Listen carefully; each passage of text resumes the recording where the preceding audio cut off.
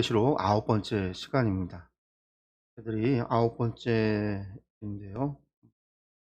제목이 보시면은요, 저희들이 두 번째 환상 부분에서 두 번째 환상이 일곱 인봉이 된 두루마리의 심판 환상이 주된 뼈대라고 그랬죠. 그 내용. 그 가운데 이제 그 두루마리에 있었던 게 일곱인, 일곱 나팔, 우리가 일곱 대접이라고 불리우는 세 가지 심판 시리즈가 기록이 되어져 있고, 그 기록에 대한 것을 설명해주는, 해설해주는 부분들도 환상으로서 같이 존재한다라고 그랬습니다. 그래서 마치 책에서 보면 각주가 달려 있듯이, 혹은 하나의 환상, 하나의 영상을 보면서 우리가 이제 방송 프로그램에서 보면 패널들이 모여서 같이 영상을 보면서 중간중간에 영상을 끊고 정지시키고 서로 대화를 나누고 이야기를 나누듯이, 그러한 환상에 대한 설명과 이야기들이 담겨 있는 게 이 두 번째 환상의 이야기라고 그랬어요. 왜 그러냐? 두 번째는 두루마리에 대한 내용이지만 거기에 있는 내용을 설명하기 위해서 천사가 또 요한에게 해설을 해주고 그것을 갖다가 환상으로 보여주는 이야기들이 있기 때문에 그렇다고 그랬습니다. 그 중에 이제 저희들이 12장에서 20장에 걸쳐 있는 일곱 대접 심판에 대한 부분을 보려고 하는데요. 사실은 일곱 대접 심판이라고 하지만 이 중에서 일곱 대접 심판은요, 아주 짧아요. 그리고 나머지 부분들은요, 그것에 대한 설명, 해설 부분이 많아요. 그러다 보니까 이 일곱인, 일곱 나팔, 일곱 대접 가운데 이 마지막 일곱 대접 심판의 내용 부분이 분량이 많은 거죠. 그리고 이제 해설이 많다고 그랬잖아요. 그러니까 해설이 많은 것은 뭐죠? 두루마리에 기록된 내용이 아니라 두루마리의 내용을 설명해 주는 이야기다. 그러니까 두루마리 밖의 환상인 거죠. 우리가 이제 그렇게 보시면 되겠는데, 요거를 볼까요? 요거를 보면, 두루마리 환상, 예, 두루마리죠. 두루마리 환상. 일곱 번째 나팔이 불려지면, 이제 뭐 한다고 했어요? 일곱 천사가 일곱 대접을 준비해서 일곱 대접 심판을 준비한다. 이게 이제 두루마리 환상에서 일곱 인봉이 띄워졌을 때 일곱 천사들이 일곱 나팔을 준비하고 나팔을 이제 불기 시작을 한 거고, 일곱 번째 나팔이 불려지는 마지막 나팔이 불려지면 일곱 대접 심판을 위해서 일곱 천사가 또 일곱 대접을 준비해서 쏟기 위해서 준비됐다라고 이야기하는데, 그런데 내용상 일곱 번째에서 일곱 번째 대접으로 넘어가는 사이에 두루마리 밖에서 이것을 설명해 주는 부분이 있다라는 거예요. 12장에서 14장까지가 심판 원인, 심판이 왜 일어나는가, 심판을 통해서 누가 심판을 받을 것인가, 이것에 대한 이야기, 그리고 심판을 받을 것에 대한 이야기가 마지막 심판의 모습으로 설명이 되어지는 부분이 있어요. 그리고 또 일곱 대접 심판이 끝나고 나면 여기에 다시 한번 마지막 심판에 대한 부연 설명이 또 나와요. 그래서 우리가 보게 되어지는 부분이 이렇게 두 군데, 셋째화라고 하는 일곱 대접을 중심으로 해서 처음과 끝에 이렇게 두 부분에 걸쳐서 해설하는 부분이 있다. 우리가 이제 그렇게 이해를 하시고 보시면 됩니다. 그러고 나서 이제 저희들이 다시 한번 내용을 보면은요, 일곱 인심판은 인봉을 떼는 게 중심이라고 그랬죠. 그래서 뗀다라고 하는 것이 이 동사가 가지고 있는 의미가 뭐냐면 감추어졌던 것을 공개한다라는 의미라고 그랬어요. 그래서 인봉이라고 하는 것은 사실은 뗀다, 공개한다라는 거, 내용이 공개한다. 그래서 나중에 펼쳐졌다라고, 작은 두루마리는 펼쳐진 작은 두루마리 그 재소명에서 완전히 펼쳐져서 모든 사람이 볼 수 있도록 모든 사람에게 공개된 내용. 그래서 그것을 가져다가 왕과 귀족들과 모든 백성들에게 어떻게 해야 돼요? 전해야 되는, 일곱 교회에게만이 아니라 세상의 모든 사람들, 로마 시대 때의 모든 계층의 사람들에게 알려야 되는 재소명을 받게 되는 거죠.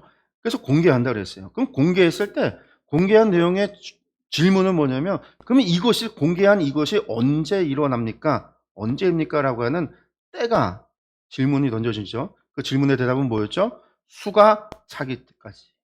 수가 차기까지였어요. 두 번째 일곱 나팔이라고 하는 것은요, 불다라고 하는 말이 중심이잖아요. 불다, 살피조, 불다. 불다라고 하는 나팔이 분다라는 건 로마 시대 때 무엇인가 일을, 행사나 무엇인가 일이 시작되는 것을 나타내는 게 나팔이에요. 이스라엘도 마찬가지예요. 나팔이 불려진다라고 하는 것은요, 어떤 일이 시작이 된다라는 거예요. 신년이 돼서 나팔을 불면요, 신년이 되니까 뭐가 해야 된다라는 거예요. 신년의 법을 지켜야 된다라는 선포예요. 일의 시작을 알리는 게 나팔이란 말이에요. 그러니까 때가 되면 뭐가 일어날 거예요? 그러니까 나팔이 불려지는 거죠. 그럼 나팔이 불려질 때 여기에서 질문이 뭐였어요? 마지막까지도 나팔을 불려서 하나님의 심판이 시작됨에도 불구하고 회개하지 않고 우상을 찾는, 금과 은과 동과 나무와 돌로 다 만든 우상을 절하는 그 사람들을 향해서 교회는 무엇을 해야 된다고요? 마지막까지 주님이 가신 그 길을 따라서 우리의 십자가를 지고 따라가야 된다. 두 증인의 사역, 하나님의 앞에 서 있는 기름 부음 받은 하나님의 종, 교회가 그 일을 감당해야 된다. 복음의 사역에 대한 이야기가 있었죠. 그리고 이제 일곱 대접이에요. 쏟다. 쏟는다라는 건 뭐냐면 실행이 됐다라는 거예요. 여러분, 이루어졌다라는 거예요. 쏟아버리면요, 주워 담을 수 없잖아요.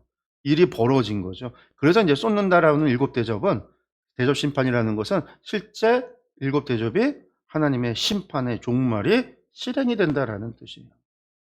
이때가 되면 다 끝나는 거죠. 다. 그럼 이때 질문이 뭐냐? 누구입니까? 누가 구원을 받고 누가 심판을 받는가? 누가 양과 염소로 갈리는가? 누구입니까? 라는 질문이라는 거예요. 그래서 우리가 보게 되는 일곱 대접 심판이라고 하는 것을 보면은요, 결국은 예. 이 일곱 대접 심판에 누구입니까? 라고 하는 것. 그리고 이것에 대한 질문이요, 앞에서 보면 18절, 우리가 11장 지난주에 봤던 일곱 마지막 나팔이 불려졌을 때 나오는 일이에요. 이방인들이 분노함에 주의 진노가 내려 죽은 자를 심판하시며 종 선지자들과 성도들과 또 작은 자든지 큰 자든지 주의 이름을 경외하는 자들에게 뭐 한다고요? 상을 주고 땅을 망하게 하는 자들을 멸망시키실 때로소이다. 나팔이 불려져서 이때가 왔습니다. 그래서 뭔 일이 벌어지는가? 주의 이름을 경외하는 자에게는 상을 주고 땅을 망하게 하는 자들에게는 멸망시킬 때가 됐습니다. 이거예요. 그러니까 일곱 대접 심판이 쏟아지면 무슨 일이 이루어지냐면 하나님을 경외하는 자들에게는 상을 주는 일이 일어나고 땅을 망하게 하는 자들에게는 그들을 멸망시키는 일이 일어난다라는 거예요. 일곱 대접 심판이라고 하는 것은 그러니까 하나님 경외하는 자들에게는 상을 받는, 면류관을 받는 그런 날이고, 땅을 망하게 하는 자들. 여기서 땅을 망하게 한다라는 건 세상을 멸망시키는, 세상을 망하게 하는 그 모든 사람들은 멸망을 당하는 날이구나. 이게 일곱 대접 심판이에요. 그러니까 일곱 대접 심판에 이 부분이 부연 설명이 더 나오게 됩니다. 부연 설명이 어떻게 나오냐? 아까 나왔듯이 시작하기 전에, 대접 심판 전에 앞에서 설명 한번 나오고 심판, 대접 심판 다음에 다시 한번 부연 설명을, 시작하기 전과 시작한 이후에 일곱 대접을 중심으로 해서 처음과 그러니까 전후로 해서 설명이 두 번 이루어집니다. 그래서 이걸 조금 나눠보면 이렇게 되어 있어요. 이렇게 되어 있는데, 이게 이제 이 히브리 문학 구조로 이야기하면 교차대칭 구조라고 그래요. 그래서 이게 반복이 되죠. 이야기가 여자와 용, 음녀와 짐승, 전쟁을 일으킨 두 짐승, 바벨론의 멸망, 시온산 어린 양에서 14만 4천명의 찬양, 할렐루야 찬양과 어린 양의 혼인잔치, 마지막 추수 심판, 마지막 최후 심판. 이게 이제 대칭을 이루는 것. 그래서 대칭을 이루는 게 유대인들이 무엇인가를 기록하고 이야기할 때 하나의 문학 구조로서 표현하는 방식이에요. 이걸 조금 더 자세하게 표현을 보면요.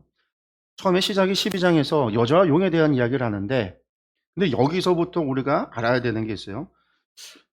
계시록을, 제가 그런 얘기를 했어요. 제 계시록이라고 하는 게 외부 두루마리 바깥에서의 해설 부분을 우리가 놓치게 되면, 두루마리의 내용이라고 다 생각을 하면서 순차적인 것이라고 이야기하면 나팔이 불려지고 나서 여자와 용에 대한 이야기, 12장에는 이야기가 나오는 거, 실제로 그런 일들이 일어나는 것처럼 보이지만 그게 아니에요. 그래서 때와 시라고 하는 게 계시록에서 잘 쫓아가야 되고, 내가 본 환상을 기록하기 때문에 환상이 어떤 건 과거인 경우도 있고 어떤 건 미래인 경우도 있고 어떤 건 요한의 현재인 경우도 있고 막 그러는데, 이제 그런 걸 놓치면 안 되는데, 특히 12장에서 시작해서 이제 20장까지 오는 부분이 여기가 이제 헷갈리기 시작을 하는 건데, 절대 헷갈리지 말라고 제가 표현을 써놓은 거예요. 뭐냐? 여자와 용 12장 1절에서 17절까지 이거 이스라엘에 관한 이야기입니다. 이스라엘. 어쨌든 내용은 여자와 용에 관한 내용이에요. 여자와. A 다시로 넘어가면요. 17장 1절에서 18절까지는요. 음녀와 짐승이 나와요. 여기서 여자가 나오고 짐승이 나와요. 근데 여자는 음녀죠. 요게 이제 요렇게 해갖고 대칭, 그러니까 A에서 A 다시로 가는 거고. 그 다음에 전쟁을 일으키는 두 짐승이 나오는데 13장에서 1절에서 18절까지 이 B 다시로 가면요. 바벨론의 멸망이라고 해서 땅을 멸망시키는 자가 누구냐라고 했는데 요 이제 바벨론의 멸망에 대한 이야기가 여기서 나와요. B가 B 다시 조금 더 설명 이후에 할게요. 그 다음에 이제 C하고 D는요. 이건 구원받은 백성과 상받을 사람이죠. D에서는 멸망받을 사람이에요.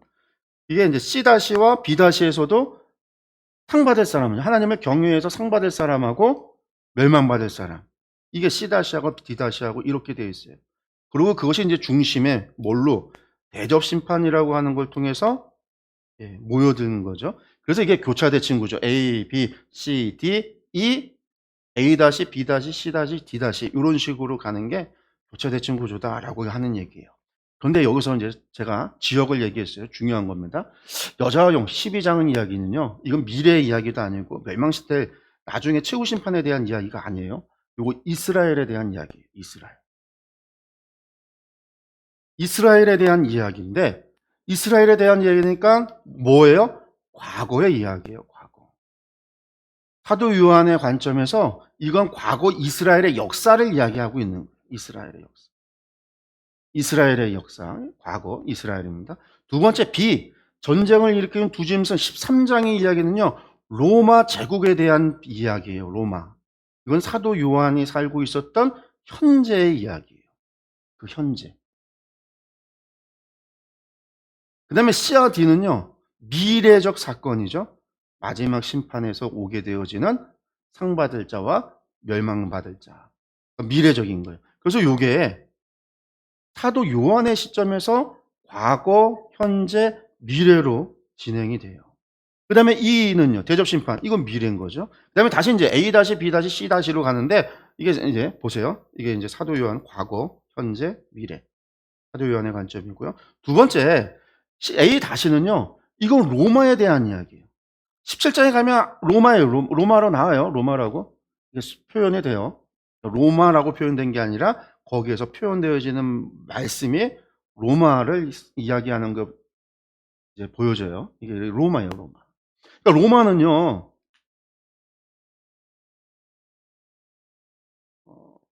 로마의 멸망에 로마에 대한 이야기고요. 두 번째, B-도요, 로마에 대한 얘기예요. 바벨론 멸망이라고 했는데 이게 구약시대 바벨론을 얘기하는 게 아니라 로마를 바벨론이라고 불러요. 이게 묵시문화, 당시의 묵시문학에서 사용되어질 때 로마를 로마라고 못해요. 왜? 로마 멸망하고 로마 황제 나쁘다라고 하면 다 잡혀가잖아요. 그래서 로마를 대신해서 바벨론이라고 사용합니다. 왜 바벨론이라고 하냐면 바벨론과 로마가 공통점이 있죠. 뭐가 있어요? 예루살렘 성전을 무너뜨린 이방 국가라는 거. 그래서 1세기 때 초대교회들이 로마 제국의 멸망에 대한 것을 로마라고 안 하고 바벨론이라고 표현을 해요. 그래서 이게 18장 1절에서 24장이 로마에 대한 이야기예요. 로마. 그 다음에 이제 C와 D-는 전부 다 이건 미래적인 사건이에요. 미래적인 사건. 그런데 사도 요한의 시점에서는요. 로마가 멸망당할 거다. 로마가 멸망당할 거다. 이거 다 미래적인 사건이에요. 나중에 상과 벌 받는 거 전부 다 최후 심판 미래적인 사건. 사도 요한의 시점에서는요. 대접 심판 이후에 나와 있는 A, B, B, C- 세 가지가 전부 다 미래적인 사건이에요. 로마에 대한 멸망과 최후 심판에 대한 이야기니까 전부 다 미래적인 사건이에요. 그런데 오늘 우리가 바라볼 때는요. 지금 우리가 봐야 되는 게 중요하죠. 우리가 보는 관점에서는요. 로마 17장의 이야기 과거적인 사건이에요. 17장의 이야기는 이미 지나간 이야기예요. 18장 바벨론의 멸망 과거적인 이야기예요. 왜? 멸망당했잖아요. 무슨 이야기인지 이해가 가세요? 멸망당했잖아요. 로마는 멸망당했잖아요. 그 멸망당했던 로마에 대한 이야기 우리의 입장에서는 이것도 과거예요. 19장과 20장의 이야기는 미래, 최후의 심판, 최후의 상주는 최후의 하나님의 재림에 대한 이야기이기 때문에 이건 미래예요. 그러니까 오늘 우리 교회의 입장에서 보면은요. 이거 17장과 18장 전부 과거의 이야기예요. 12장, 13장도 과거의 이야기예요. 우리의 관점에서는. 우리의 입장에서 미래적인 것은요, 요것만 미래적인 거예요. C와 C 다시, D와 D 다시, E. 요것만 미래적인 사건. 왜? 로마 제국 시대 때의 이야기는 다 과거잖아요. 사도 요한이 요한계시록 쓴 거 과거예요. 2000년 전에. AD 몇 년이에요? 96년에. 95, 96년에 쓴 거니까. 그 당시 이야기. 그러면 왜 이런 이야기가 들어가요? 아니, 왜 로마 이야기가 왜 들어가? 중요하잖아요. 제가 처음 시작할 때 무슨 얘기했어요? 요한계시록은 누구에게 쓴 거라고요? 7교회에게 쓴 거라고.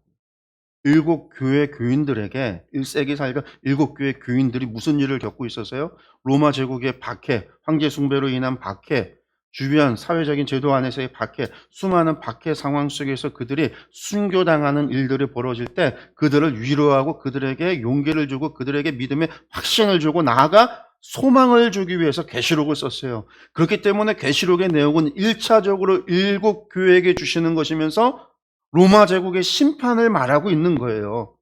마치 이사야가 우시아 왕 때부터 시작을 해서 히스기야 왕, 그리고 나아가 므낫세 시대까지 예언 활동을 할 때 이사야가 새하늘과 새 땅에 대한 미래적인 주님의 재림, 주님의 오시는 이 심판에 대한 예언을 하지만 이사야가 1차적으로는 누구에게 얘기해요? 그 시대 사람들, 우시아부터 시작해서 히스기야 시대까지 살았던 사람들에게 예언 활동을 하면서 무슨 얘기를 하죠? 그들을 괴롭혔던 북이스라엘의 배가 멸망하고 죽을 것이다. 아람, 침공했던 전쟁을 일으켰다. 아람, 멸망할 것이다. 북이스라엘을 정복하고 남유다를 갖다가 차지해서 속국으로 삼았던 아수르 멸할 것이다.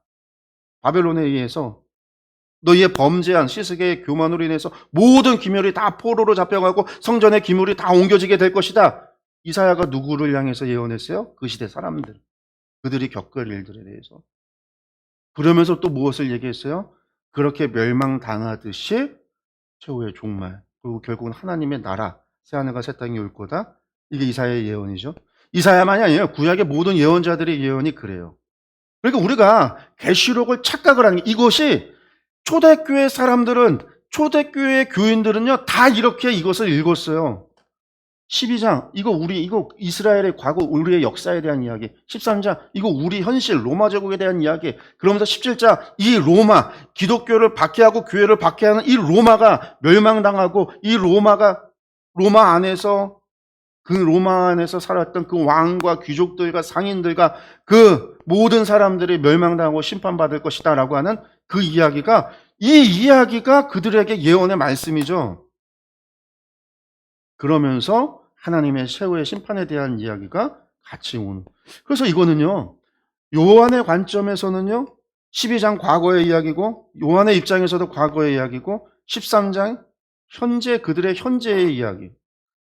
그렇지만 오늘 우리의 관점에서는 이 모든 게 과거의 이야기예요. 과거의 이야기.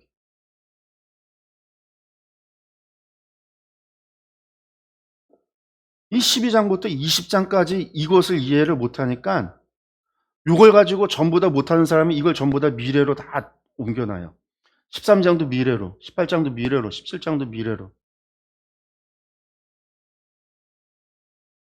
13장에 나오는 666이라는 게 13장에 나오는 이야기. 그러니까 말 같지도 않은 바코드 얘기가 나오기 시작해요. 이게 초대교회도 계시록을 이렇게 받고 교회사에서도 계시록을 이렇게 이해를 했어요. 근대에 와서, 현대에 와서 이 세대주의 종말론을 이야기하는 사람들이 계시록의 이 과거, 이 현재, 미래에 대한 예언의 환상을 기록을 하면서 직렬적인 사건으로 기록이 되어지는, 마치 순차적인 사건으로 보여주는 것처럼 보여주면서 세대주의자들이 모든 걸 세대로 나누고 이것이 다 순차적으로 차례대로 이루어지는 구약의 마지막 재심판의 카운트다운이라고 생각했던 그들이 그렇게 해석을 하고 난 다음에 그 잘못된 해석이 전 세계에 영향을 미친 거예요. 오늘날 대부분의 이단이 거기서 출발을 하는 거죠. 모든 이단들이 거기서 나오는 거예요. 근데 한마디로 얘기해서 공부 안 해서 그런 거죠. 공부 안 해서. 공부 안 해서 그런 거예요. 죄송한 얘기지만 공부 안 해서. 우리가 요 부분, 요거 기억을 하고요. 들어가도록 할게요. 일곱 대접 심판 셋째 화입니다. 셋째 화. 12장부터 20장까지인데 먼저 심판의 원인과 마지막 심판 묘사 12장에서 14장까지라고 그랬어요. 그래서 보면 과거와 현재, 미래의 사건 첫 번째 단락이었던 거죠. 그 중에서 12장 1절부터 17절까지 12장의 말씀 보는데 먼저 기억을 하세요. 이것은 지금 이스라엘이고 사도 요한이 기록하는 거에 있어서는 과거, 구약의 역사, 이스라엘의 구약과 신약에 오는 교회의 역사를 이야기하고 있구나 라고 하는 것을 기억을 하고 우리가 볼게요. 말씀을 보겠습니다. 1절 시작합니다. 하늘에 큰 이적이 보이니, 여기서 또 봤다라는 거예요. 환상이 또 바뀐 거죠. 언제나 시작할 때 바뀌었다는, 장면이 바뀐 거예요. 그러니까 앞에 거하고 이것이 순차적인 것일 수도 있고 독립적인 것일 수도 있다라고 하는 것을 언제나 염두에 두는데 12장은 독립, 나온 거, 두루마리 바뀌었구나. 여기 보시면요, 해를 옷 입은 한 여자가 있는데, 그러니까 이 여자가 진짜 여자예요? 아니에요. 환상에 보이는 이 여자가. 아니, 진짜 여자는 해를 갖다가 옷을 어떻게 입어요? 이건 말이 안 되죠. 해를 옷 입은 여자가 있다라는 것은 환상으로 보고 있지만 그 여자가 어떤 실제나 어떤 여자라는 얘기가 아니에요. 세상에 그 누구도 태양을 가져다가 옷을 해 입을 수는 없어요. 다 타 죽지. 근처도 못 가고 다 타 죽지. 그걸 보니까 여자가 있는데 이제 환상이 보이는 거죠. 그 발 아래는 달이 있고 그 머리에는 12별의 관을 썼더라. 그러니까 이 사실은 이게 뭐냐면요. 초대교회도 1세기 때도 마찬가지지만 당시에 해와 달과 별은요. 전부 다 천사들 혹은 신들이라고 생각을 했어요. 당시에.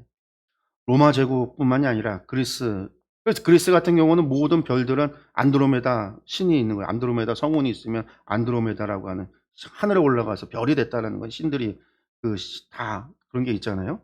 그래서 그리스에서 이스라엘 사람들도 마찬가지였어요. 이스라엘 사람들은 하늘에 있는 것들이 신이 아니라 별들이 천사라고 생각을 했어요. 천사라고. 그래서 그 천사들 위에 하늘에 보좌가 있다라고 믿은 거죠. 그러니까 이게 지금 보고 있는 이 환상이라는 건 뭐냐면 이 여자가 얼마나 존귀한 여자냐.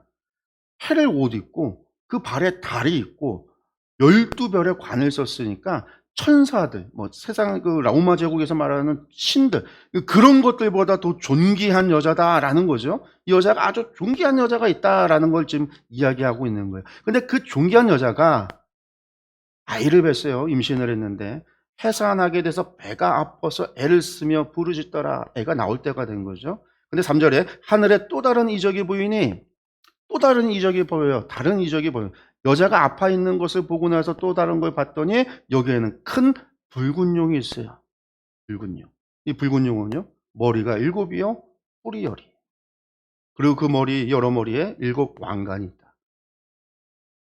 구약성경 다니엘서에서도 마찬가지지만 머리가 많다라는 건 여러 가지 상징, 이스라엘 사람들이 표현하는 상징 언어 가운데 여러 가지가 있어요. 일단 뿔이라고 하는 건 권세를 이야기해요. 권세. 왕의 권세를 이야기하고 뿔이 많을수록 권세가 많은 거예요. 머리가 7인데 뿔은 10이니까 뿔이 더 많잖아요.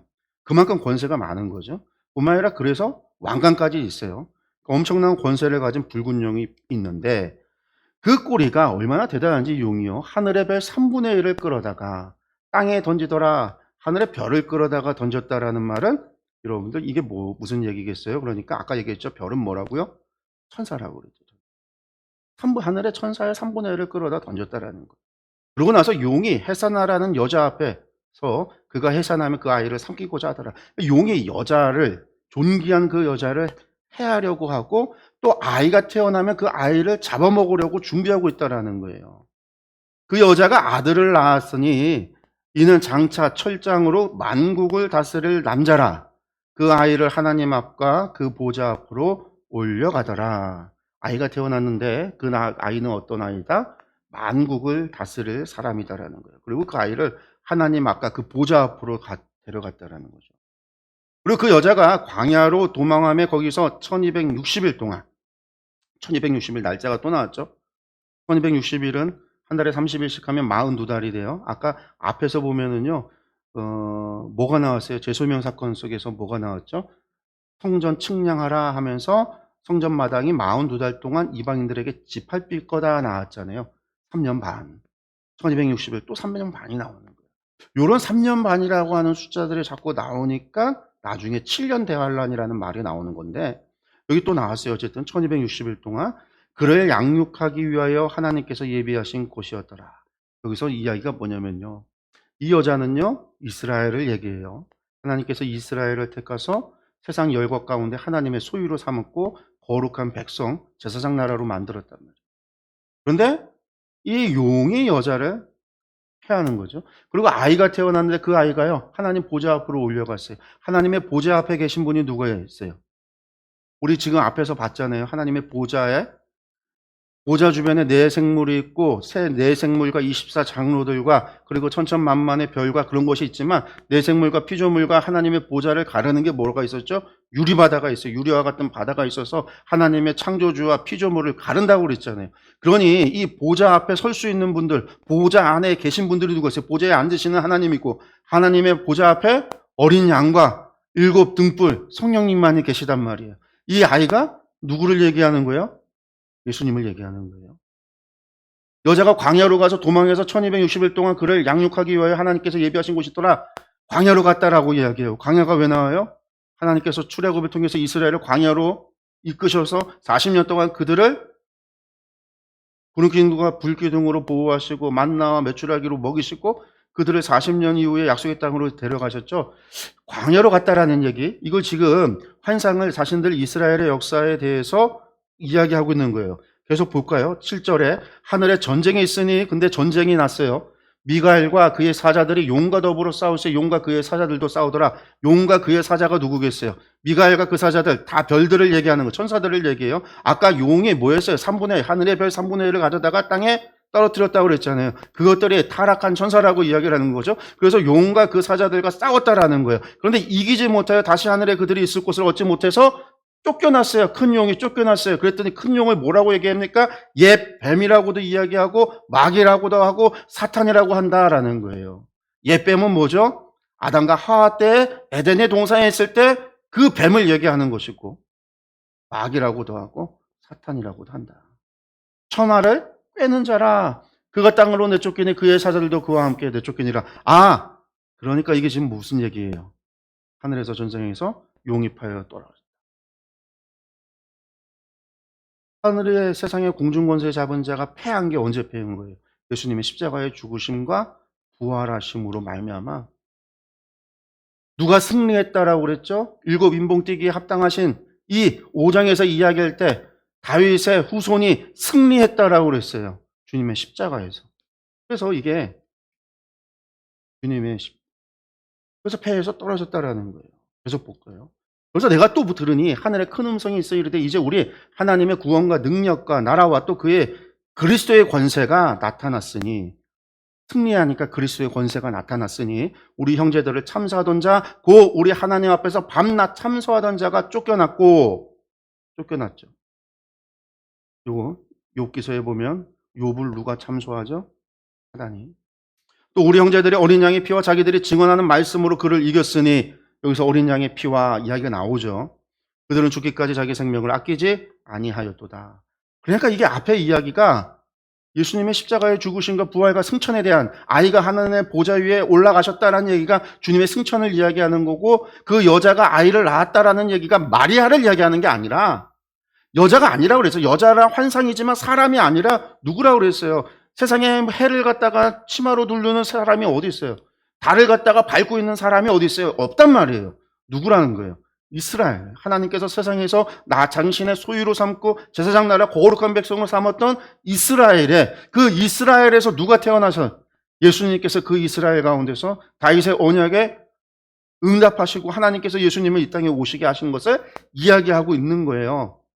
그래서 10절 11절에 그래서 여기서 다시금 어린 양의 피와 이야기하면서 어떻게 돼요? 구약의 이스라엘이 지금 신약의 교회로 연결이 되어져 가고 있는 거죠. 흐름이 오고 있는 거예요. 12절 그러므로 하늘과 그 가운데 거하는 자들은 즐거워하라. 그러나 땅과 바다는 화 있을진저. 왜요? 땅을 망하는 자 멸한다고 그랬잖아요. 하늘과 그 가운데 하나님 나라에 가 있는 사람들은 다 즐거워하지만. 왜 그러냐? 이는 마귀가 자기의 때가 얼마 남지 않은 줄 알므로 크게 분내어 너에게 내려갔습니다. 쫓겨내려왔잖아요. 땅과 바다야. 화 있을진저. 13절 그게 뭐라냐? 용이, 아까 붉은 용이 자기가 땅으로 내쫓긴 것을 보고 남자를 낳은 여자를 박해하는지라.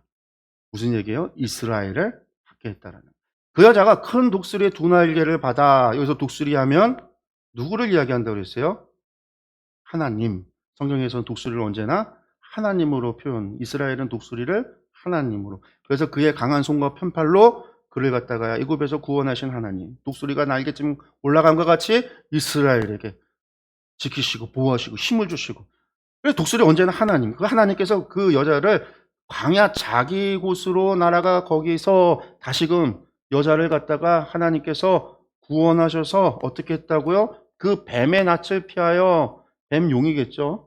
한때와 두때와 반때를 양육받음에, 한때 1년, 두때 2년, 반때 반년, 그러니까 3년 반인 거죠. 3년 반 하니까 달로 하면 42달, 일로 하면 1260일 또 나왔어요. 여기서 양육을 받음에 여자가 하나님으로부터 보호를 받았다라는 얘기예요. 여자 뒤에 무슨 일이 있냐? 뱀이 그 입으로 물을 강가지에 토하여 여자를 물에 떠내려가게 하려 하되 땅이 여자를 도와 그 입을 벌려 용의 입에서 토한 강물을 삼키니. 그러니까 뭐예요? 하나님이 여자를 보호하고 계시다라는 거예요. 용이 여자에게 분노하여 돌아가서 뭐예요? 여자의 남은 자손. 아니, 여자가 아들 하나 낳아서 지금 올라갔잖아요. 근데 여자가 무슨 애를 낳았어? 이스라엘인데 이스라엘의 남은 자손이 도대체 누구야? 야스포라? 아니에요. 보세요. 남은 자손이 누구라고 얘기합니까? 하나님의 계명을 지키며 예수의 증거를 가진 자들이 여자의 남은 자손이라는 거예요. 그러면 하나님의 계명을 지키면서 예수의 증거를 가진 자들이 누구예요? 이제는 교회가 되는 거죠. 이스라엘의 초태가 교회로 옮겨져. 그 교회와 교회의 성도들과 더불어 싸우려고 바다 위에 서 있더라. 용이 그러니까 교회를 대적하고 교회를 공격하고 또 교회로 하여금 타락하게 하는 자가 누구예요? 용이라는 거예요. 땅을 멸망에 이르기는 자의 근원이 누구냐? 용이라는 거예요. 근데 용만 있냐? 그렇지 않아요. 그러면 사단은요, 끊임없이 하나님을 모방해요.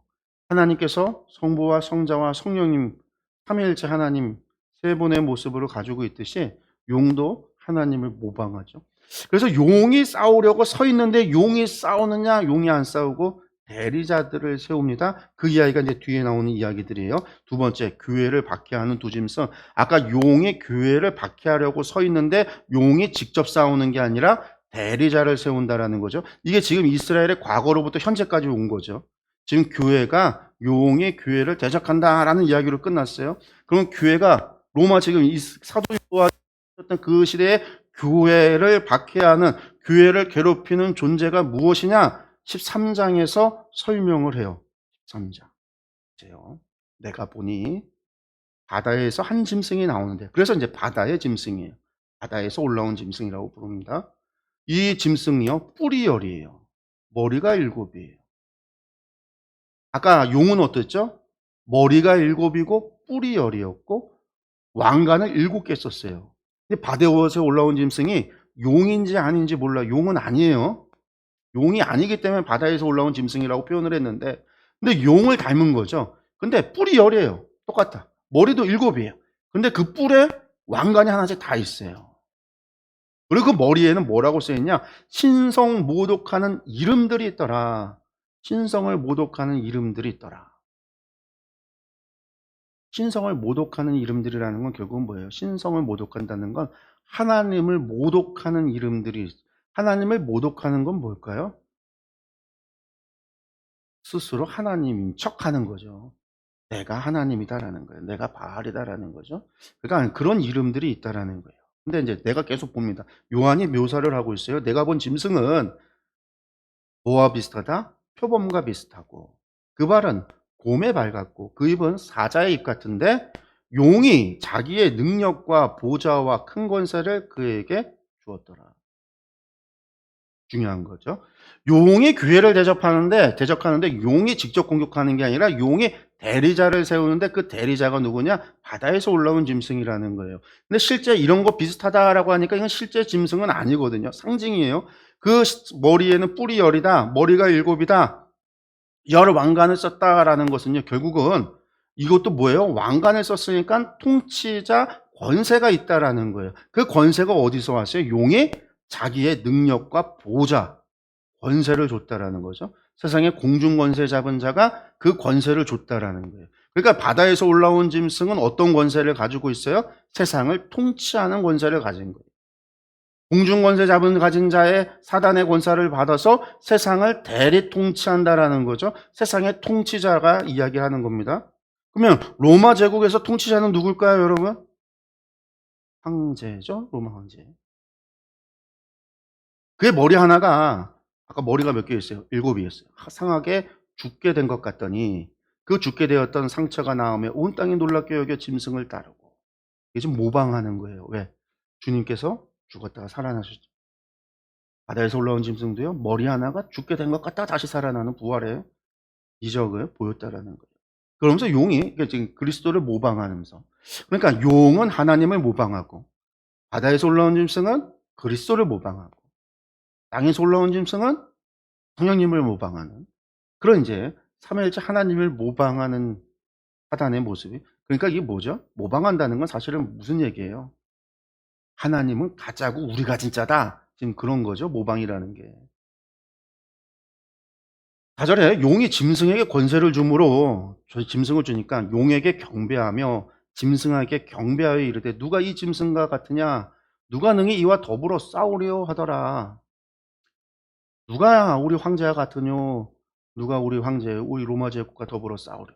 그래서 또 짐승이 과장되고 신성 모독을 말하는 입을 받고 신성 모독, 하나님을 모독하는 말을 받아서 또 어떻게 해요? 42달 동안 일할 권세를 받았다. 여기 또 42달 나왔어요. 1260일, 한때, 두때, 반때, 3년 반이라고 하는 기간이. 지금까지만 합쳐도 이 때를 보면은 7년이 되는 거죠. 이 짐승이 신성 모독하는 말을 받았어요. 가장 신성 모독하는 게 뭘까요? 하나님을 욕하는 것도 되지만요. 뭘까요? 내가 하나님이다. 황제 숭배, 내가 신이다. 신성 모독하는 말, 입을 받았어요. 내가 하나님이다. 라는 거예요. 그러니까, 이 바다에서 올라온 짐승은 누구다? 세상을 통치하는 정치 지도자, 로마의 황제를 이야기하는구나. 짐승이 입을 벌려서 하나님을 향하여 비방하되 그의 이름과 그의 장막고 하늘에 사는 자들을 비방하더라. 또 권세를 받아서는요. 이 황제가 뭐예요? 성도들과 싸워 이기게 되고 각 족속과 백성과 방언과 나라를 다스리는 권세를 받는 맞죠? 나라를 다스리는 권세. 성도들과 싸워서 이겼다라는 얘기는 뭐예요? 교회를 박해했다라는 거예요. 죽임을 당한 어린 양의 생명책에 창세 이후로 이름이 기록되지 못하고 이 땅에 사는 자들은 다 그 짐승에게 경배하리라. 그러니까 로마 황제. 근데 사실 로마만이 아니에요. 용은 언제나 누구를 둔다? 대리자를 둔다. 자신의 권세를 줘서 세상을 통치하고 여인을 압박하고 여인의 후손들을 죽이고자 하는 세상의 모든 통치자. 여러분들 히틀러도 바다에서 올라온 짐승. 저 김일성 바다에서 올라온 짐승이. 다 용이 대리하는 자들인 거죠. 수없이 역사 안에는요. 그러니까 바다에서 올라오는 짐승들이 존재하는 거예요. 끊임없이 황제가 돼서 통치자가 돼서 교회를 박해하는 자들은 결국은 마귀, 사탄, 붉은 용의 권세를 받아서 그 일을 행하는 거죠. 또 볼까요? 누구든지 귀가 있거든 들을지어다. 들으세요. 사로잡힐 자는 사로잡혀갈 것이요 칼에 죽을 자는 마땅히 칼에 죽을 것이니 성도들의 인내와 믿음이 여기 있느니라. 여러분들 하박국 선지자의 이야기가 무엇였죠? 하나님, 이스라엘 백성들이 이렇게 범죄하는데 언제까지 내버려 둘 겁니까? 그래, 내가 이스라엘 백성 심판할 거야. 내가 저 갈대아 사람들을 불러와서 이스라엘 사람을 심판할 거야. 하박국이 또 뭐라고 그래요? 하나님 무슨 소리예요? 아니 우리가 범죄했다고 그래도 저 이방 우상 섬기는 사람들한테 멸망당한다고 한다면요. 세상에 누가 있어서 하나님을 믿겠습니까? 하나님 하나님 공의하시면 한번 말씀해 보세요. 제가 뭐라고 하는지 듣겠습니다. 하나님 왜 따졌어요? 그때 하나님께서 하박국에게 이야기한 게 무엇이었죠? 갈대아 사람도 그들의 죄로 말미암아 심판받을, 이스라엘도 그들의 죄로 말미암아 심판받을. 그러나 의인은 뭐 한다고요? 믿음으로 말미암아 살리라. 여기서 하박국 선지자가 말하는 의인은 믿음으로 산다는 얘기가요, 전쟁이 안 온다는 얘기가 아니라 전쟁이 와도 하나님을 믿는 신뢰함으로 산다라는 거예요. 그것으로 말미암아 그 전쟁 가운데 내가 죽더라도, 내 가족이 죽더라도, 내 집이 불타고요, 내가 멸망한다고 할지라도요, 그 가운데 내가 하나님을 믿는 믿음으로 산다라는 거예요. 그 믿음으로 나의 죽음을 받아들이고 나의 고난을 받아들이고, 고난이 피해가는 게 아니라 내가 하나님 믿었더니 내 앞에 오던 고난이 사라져버리고 내 앞에 대로가, 8차선 대로가 놓여서 내가 그냥 쭉쭉 달려가는 그런 인생이 된다라는 얘기가 아니라, 높은 데 거하건 낮은 데 거하든 부한 데 거하든 비만 데 거하든 간에 내가 하나님을 믿고 신뢰함으로 산다라는 거예요. 성도들의 인내와 믿음이 여기, 그러니까 믿음으로 말미암아 고난이 사라지는 게 아니라, 황제의 박해가 사라지는 게 아니라 있어요. 그거에 의해서 사로잡힐 자 사로잡혀가고 칼에 죽을 자 마땅히 칼에 죽지만, 그래도 그 환난과 박해 속에서 성도들은요, 믿음을 지키고 인내하고 살아간다라는 거예요. 로마 시대 때만이 아니라 교회 역사 가운데 끊임없이 지금도. 내가 봄에 다시 바뀌었어요. 내가 봄에 또 다른 짐승이 올라옵니다. 땅에서 올라와요. 근데 이 올라오는 짐승이 뭐예요? 어린 양같이. 양 같대요. 예수님의 모양을 모방했어요. 양같이 두 뿔이 있고 용처럼 말을 하더라. 이 이야기는 뭘까요? 생긴 거는 양인데 말하는 것은 용처럼 말한다는. 용같이 말한다는 얘기는 뭐죠? 거짓의 아비. 거짓을 일삼는다라는 거죠. 그리고 요거는요, 그리스도를 모방하고 있네요. 그가 먼저 나온 짐승의 모든 권세를 받아서, 먼저 나온 짐승은 어떤 짐승이에요? 바다에서 올라온 짐승. 그러니까 이놈은 용에게 권세를 받는 게 아니라 먼저 나온 짐승에게 받아서 정치 비호 아래 이 거짓, 땅에서 올라온 짐승이 행하는 거죠. 그 앞에서 행하고 땅과 땅에 사는 자들을, 처음 짐승, 용이죠. 처음 짐승에게 경배하게 하니 곧 죽게 되었던 상처가 나은 자니라. 아니죠. 아니. 용이 아니에요. 이 처음 짐승도 바다에서 올라온 짐승이에요. 제가 설명 잘못했어요. 먼저 나온 짐승의 모든 권세를 그 앞에서 행하고 땅과 땅에 사는 자들을, 처음 짐승. 왜냐하면 처음 짐승이 아까 뭐였어요? 머리가 일곱이 있었는데 일곱 중에 하나가 죽게 된 것다가 상처가 났다가 다시 살았다고 그랬잖아요. 그게 이제 바다에서 올라온 짐승에게 경배하게 한다. 그 이야기는 뭐죠? 지금 로마 시대 때 황제 숭배를 얘기하고 있는 거죠. 황제에게 숭배하도록 했던 거짓 누구예요? 제사장들. 거짓 선지자. 그래서 이제 계시록의 뒤에는 아예 땅에서 올라온 짐승이라고 표현조차 되지 않아요. 뭐라고 나오냐면 거짓 선지자들이라고 표현되어져 있어요.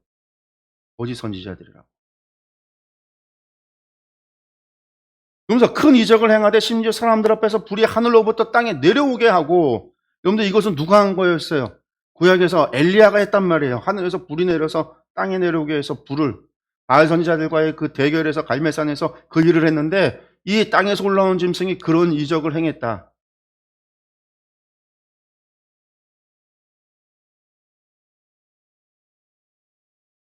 귀신 무당도 이적 행하는 거 아시죠? 귀신도 해요. 무당도 해요. 이적과 기적이 없지 않아요. 있어요. 신유하는 게, 여러분들, 병을 고치는 게요, 불교 절에 가서도요, 이적과 기적이 일어서 병이 고쳐지기도 하고요. 무당들 귀신 들려갖고 작두 타는 건, 우리나라 작두 타는 거 나오잖아요. 말도 안 되는 게 일어나요. 근데 우리나라만 그런 게 아니에요. 저 TV에 있을 때는요, 거기 무당들은요 더해요. 막 꼬챙이로 자기 살을 갖다가 막 뚫어서 고기 걸듯이, 정육점에 고기 걸어 놓듯이 그런 걸로다가 자기 몸을 막 뚫어서 매달아 놓고 막 그런 일들을 막 해도 귀신 들린 사람들이 온갖 이적과 기적을 행해요. 막 거짓 선지자가 행했다라는 거예요. 선지자와 같이. 짐승 앞에서 받은 바 이적을 행함으로 땅에 거하는 자들을 미혹하며, 땅에 거하는 사람은 세상의 사람들을 갖다 거짓말에 속아 넘어가게 한다는 거죠. 미혹하여 땅에 거하는 자들에게 이르기를 칼에 상하였다가 살아난 짐승을 위하여 우상을 만들라. 칼에 상하였다 살아난 짐승, 바다에서 올라온 짐승, 우상을 만들라. 황제를 위해서 우상을 만들라. 그가 권세를 받아 그 짐승의 우상에게 생기를 주어 그 짐승의 우상으로 말하게 하고 또 짐승의 우상에게 경배하지 아니하는 자는 몇이든지 다 죽이게 하더라. 이게 지금 전부 다 땅에서 올라온 짐승이 하는 거예요. 계시록에서 후반부에서는 거짓 선지자라고 나오는데 이 거짓 선지자들이 전부 다 뭐하게 하고 있어요? 황제를 위하여 우상을 만들고 그 우상에게 절하지 않으면 전부 어떻게 된다고요? 죽이더라. 교회를 박해하는 사람들의 앞장서서 교회를 순교를 일으켰던 순교 성도들을 죽였던 사람들이 누구예요? 땅에서 올라온 우상 숭배 제사장들, 거짓 선지자들이라는 이야기죠. 16절에 그가 모든 자 곧 작은 자나 큰 자나 부자나 가난한 자나 자유인이나 종들에게 그 오른손에 이마에 표를 받게 하고, 여기 보세요. 지금 누가 하고 있는 거예요? 선지자가 하는 거예요. 거짓 선지자가. 종교인이 하는 거예요. 우상 만들어 경배하고 하는. 그러니까 이게 지금 무슨 뭐 기업이 하는 게 마이크로소프트 뭐 빌 게이츠가 하는 일이 아니라 종교인이 하는 거예요. 종교인이 표를 받게 하고 누구든지 이 표를 가진 자 외에는 매매를 못하게 하니 이 표는 곧 짐승의 이름이나 그 이름의 수라. 아까 이 짐승이 어떻게 생겼죠?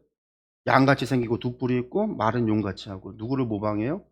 그리스도를 모방했죠. 끊임없이 동물들은요 하나님을 모방합니다. 그리스도를 모방. 여기서 말하는 오른손에 이마에 표를 한다라는 게 뭐냐면요, 이걸 얘기해요. 이거 이스라엘 사람들이 했던 게 뭐예요? 머리에 이마에 관을 쓰고 손에 이 손을 팔에 다는 거 쉐라드라고 하는 것을 감고 가죽을 감고 이마는 쉘로쉐라고 해서 관을 쓰고 여기에 뭘 넣어놓죠? 쉐마 복음을 기록해서 종이 쪼가리를 놓죠. 가죽에다가 쉐마를 기록을 하죠. 이스라엘아들아 너희는 마음을 다하고 뜻을 다하고 정성을 다하여 내 하나님 여호와를 사랑하라. 이것이 구분이 돼서 세상 사람들과 이스라엘 사람들은 어디서나 구분이 될 수 있도록 이것을 감고 이것을 했단 말이에요. 모방하는 거예요. 모방. 그래서 표를 준다라는 거예요. 짐승의 표를 준다라는 거예요. 이거 제가 뭐 지난번에도 얘기했는데요. 상거래를 한다 하니까 오늘날 사람들이 이제 무슨 얘기를 해요? 바코드. 제가 처음에도 그랬죠. 바코드 여기다가 꽂아놓고선 그걸로 찍. 무슨 말 같지도 않은 바코드. 이거 지금 벌써 몇 년도 더 됐다고 그랬어요. 이거 20년, 30년도 더 된 과학기술. 옛날 30년대 과학기술.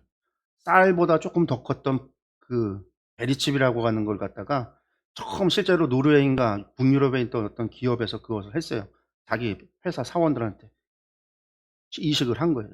그래서 이걸로 뭘 하냐면 출퇴근 이제 찍는 거. 마치 우리가 교통카드 찍듯이 그렇게 해서 한다 해서 그 베리칩을 만들어냈어요.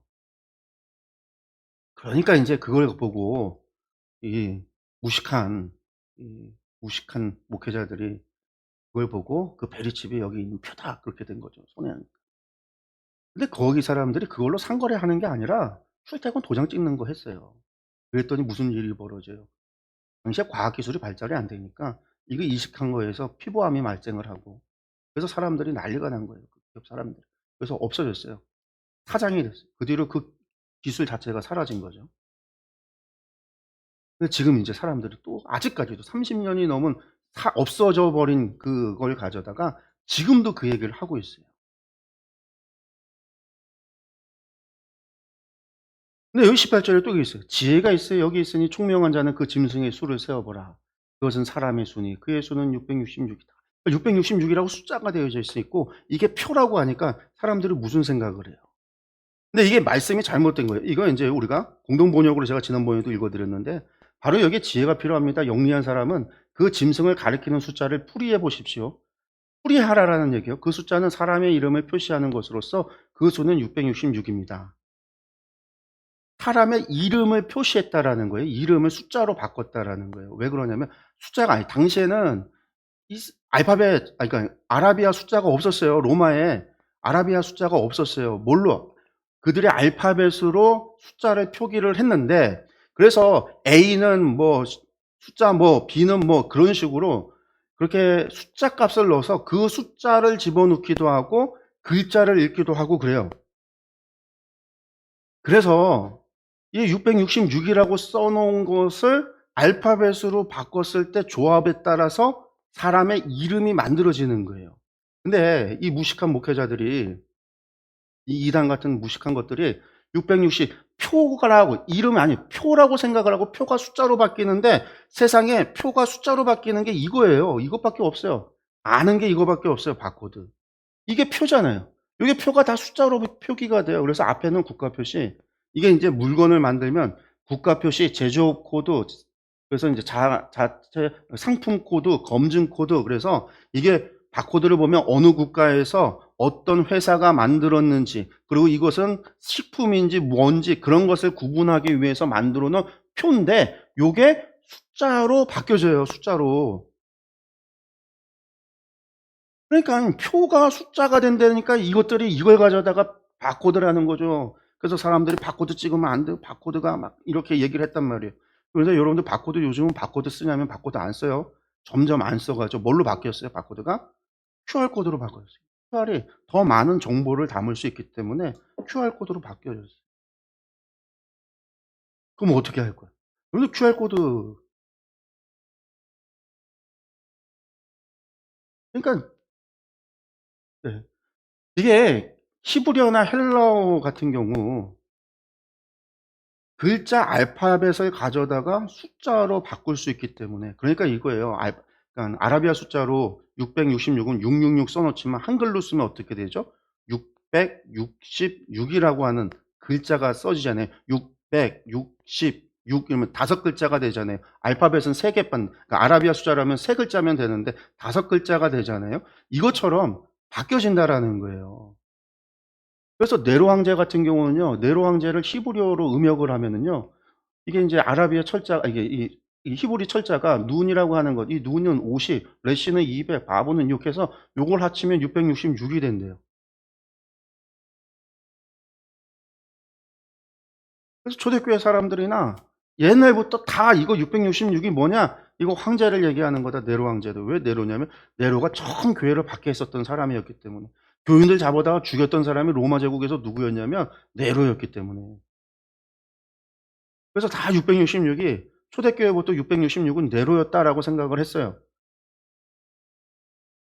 근데 역사도 모르고 교회사도 공부 안 하고 성서도 공부 안 하고 히브리어고 원어도 공부 안 한 사람들이 우리 한글 성경, 개역 한글 성경만 봤던 무식한 목회자들이 이단들 하는 얘기 듣고서는 그냥 이단인지 아닌지도 구분하지 못하고서는 이런 걸 가져다가 666 한 거예요. 여러분들 이게 영어 게마트리아 알파벳으로 바꾸면 이게 A는 6이고 B는 10이고 C는 18이고 D는 24고 E는 30이고 해서 Z는 156. 이게 영어 게마트리아라고 하는 단어예요. 그래서 컴퓨터를 갖다가요, 이 컴퓨터를 알파벳 게마트리아를 하면 666이 나와요. 그래서 컴퓨터 666이라는 거예요. 컴퓨터가 세상 멸망시킨다. 여기서 뭐가 나오는 거예요? 세상 종말, 터미네이터 같은 컴퓨터가 세상을, 인공지능이 세상을 멸망시킨다라는 게 나오죠. 여기 보면요, 게마트리아 엄청나게 많아요.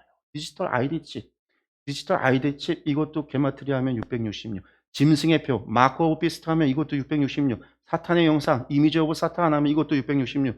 별의별 게 다 있어요. 뉴욕도요, 알파벳 뉴욕을 게마트리아 하면 666이에요.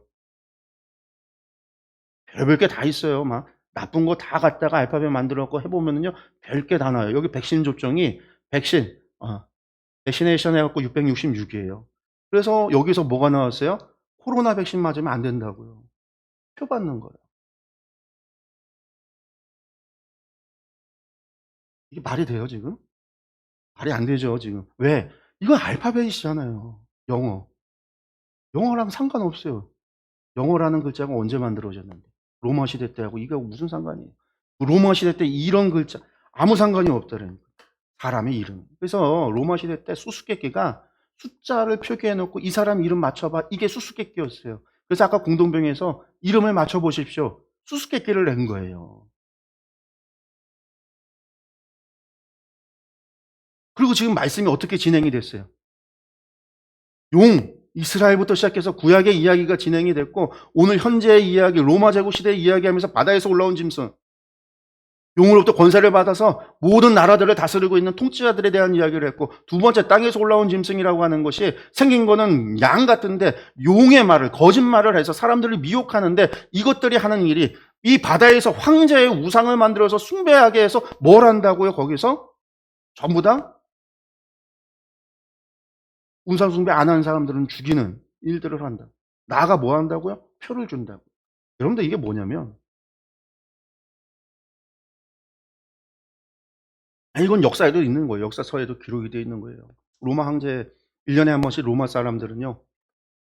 로마 제국의 사람들은 1년에 한 번 황제 숭배 이후에 뭐가 있었냐면 의무적으로 1년에 한 번 로마 황제 신전에 가서요. 황제는 나의 주님입니다라는 신앙의 고백을 해야 돼요. 그 신앙의 고백을 하면 뭘 받냐면 표를 받았어요. 표를. 실제 표를. 그리고 그 표가 있는 사람만이 상거래를 하도록 했어요. 물건을 사고 팔 수 있도록. 그걸 안 하면 상거래를 못 해요. 물론 상거래 안 하고도 살아날 수 있죠. 자급자족하면 살 수 있잖아요.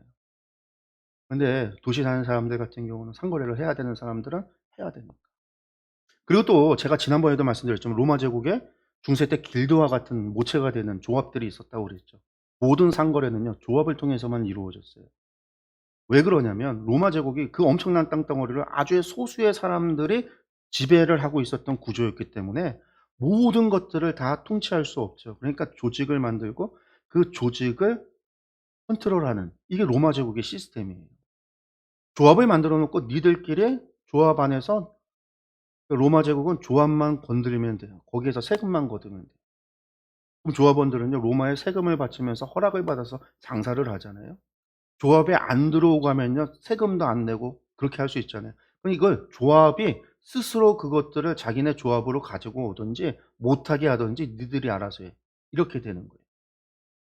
그러니까 로마 제국은 얼마나 편해요.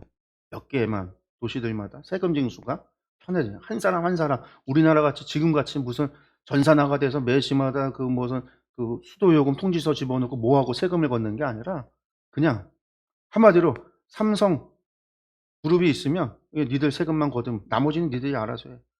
조합 안 들어오는 분들 니들이 다 컨트롤해. 이 사람들이 조합이 자신들 조합을 섬기는 우상도 있고요. 그래서 자기들 모임 그리고 황제 숭배 이런 것들이 전부 다 그런 조합을 통해서 이루어졌어요. 콜로지움이라고 하는. 역사도 공부 안 하고 성경도 제대로 안 보고